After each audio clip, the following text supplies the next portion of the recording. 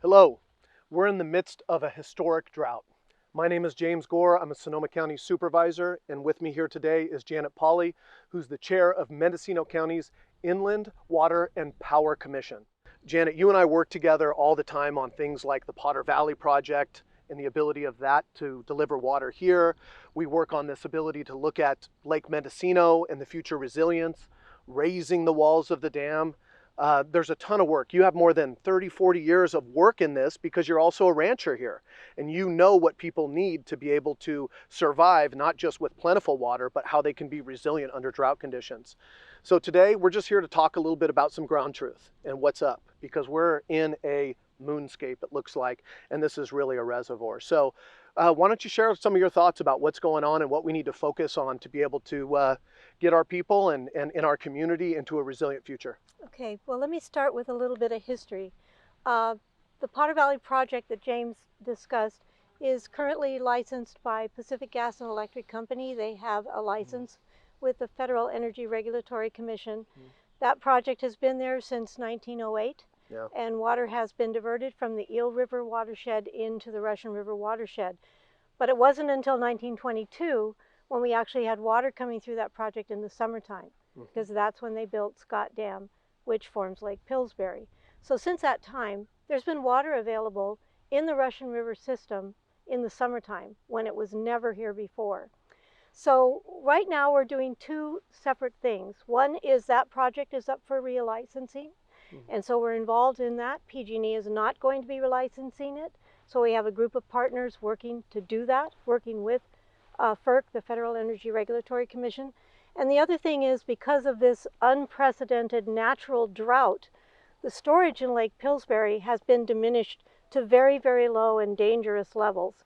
So we've actually asked for FERC to give us a variance on that license.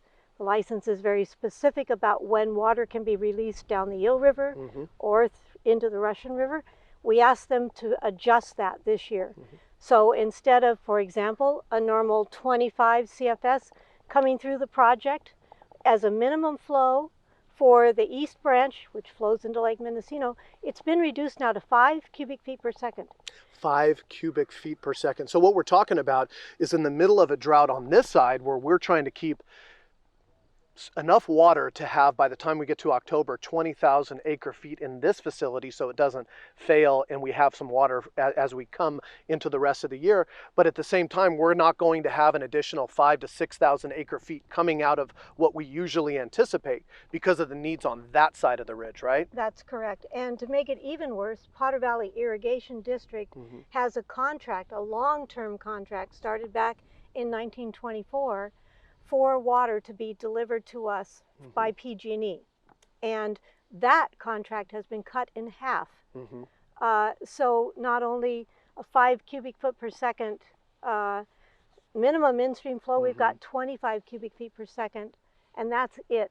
Yeah. And so Potter Valley is working very hard right now to allocate what little water we have to our growers and all of our agricultural community there. One of the keys that we all need to recognize is that our whole system grew up around a managed system. There's a lot of people that think that, oh, in the 20s and 30s, I read these stories about crazy fisheries all over the place, but they don't realize that that was because there was basically an artificial source, not a natural source, that was delivering us water and keeping water in our stream year long. So a lot of these conditions have already been impacted by men, women, civilization, all of the agriculture that's been developed, all of the houses that have been built. All of those are basically because of the availability of water. Without water, there is nothing here, right? So we're in a situation, what Janet is really a leader on with us and others, is figuring out the future of the Potter Valley Project. And there is a ton of work, a regional group that's trying to figure out a two-basin solution, which means benefits for the Eel River and benefits over here for the Russian River side. The Russian River side, you're north, Potter Valley is north of Lake Mendocino, so you don't get to benefit from the storage in this lake, but then this lake, as it fills up, is delivered down through the Ukiah Valley, where everybody farms grapes and cattle, and there are other things there. And then it goes into Sonoma County, where we're really talking about Alexander Valley and other areas through Hillsburg, and then connecting up with Dry Creek as it comes down. So we're in a crazy situation, because just maybe a week or 2 weeks ago, the governor of California stood right here where we're at and said, look at this. This looks like, look at the crackles in the ground. Is this year, or is this our new reality of having to figure out how we become more resilient with less? What do you think? Well, I think there's a problem in trying to obviously predict the future. And while we can do a lot of modeling and we can look at different scenarios, what if the Potter Valley project went away, for example, we can't predict what the future will tell us, but what we can do is take 100 years of information and model it and say, all right, let's do this to the system. Let's pretend that the Potter Valley project isn't here anymore. What does it mean? What would it have meant for the last 100 years? And we find, when we do that, that this lake would not have filled in potentially 8 out of 10 years. 8 out of 10 years. In 8 out of 10 years, without the Potter Valley project coming through, this would not be full, right? And it would be not only not full, but in many areas it would be empty as well. It could potentially be empty in several of those 10 years. Now, the other problem, of course, is, could we do something to fix that, since it's already a man-made system? Can we look at raising Coyote Valley Dam, for example? That was actually authorized by Congress back in the 50s. When the Army Corps of Engineers came here in the 50s because of the tremendous floods that were happening, they had a 3-phase project. First one was this dam, second one was Warm Springs, third one was to come back and raise this 36 vertical feet, which would basically double the gross capacity of this lake. We did a feasibility study for a while. It went away due to lack of funding. It's been resurrected now with help from Congressman Huffman.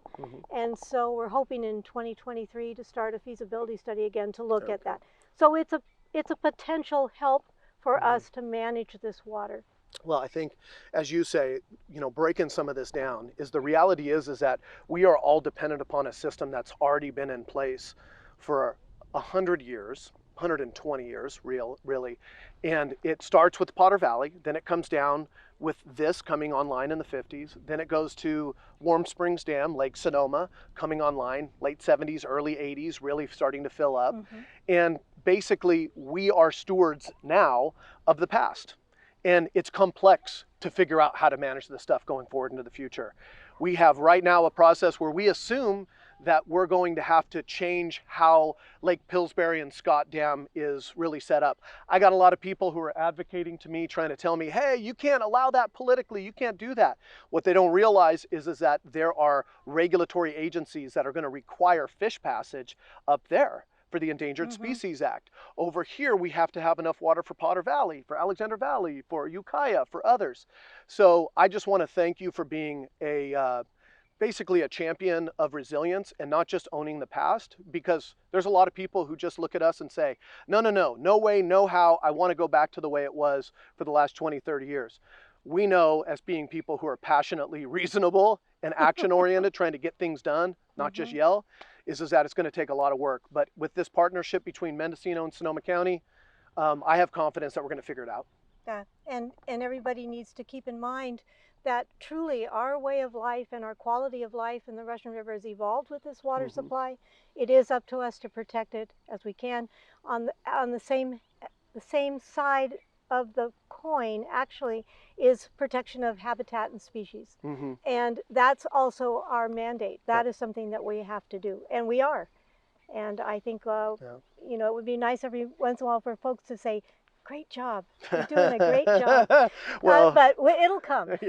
Well, I think it's a reminder. Every time we come into a drought, you can take action. This is all about people turning the tragedy of the commons into the triumphs of the commons. This is about you making sure in your own property you're using less than 50 gallons per person per day. This means that you have to limit outside watering in different areas, because we're just in a situation where It's a supply and demand issue. It means that you have to look at potentially trucking waters in certain areas, using more recycled water. So while the folks who are involved and in charge of the institutions and the systems change, we want to make sure you know what we're working on. But at the same point, just like our wildfires, just like the pandemic, just like our floods, just like our droughts, just like our issues with homelessness and other things we're working on, you have a part in the solution and you have to step up. So thank you. Thank you, Janet. It's a pleasure to be with you today. Nice to see you. We're going to do this. Yeah, we are. Okay.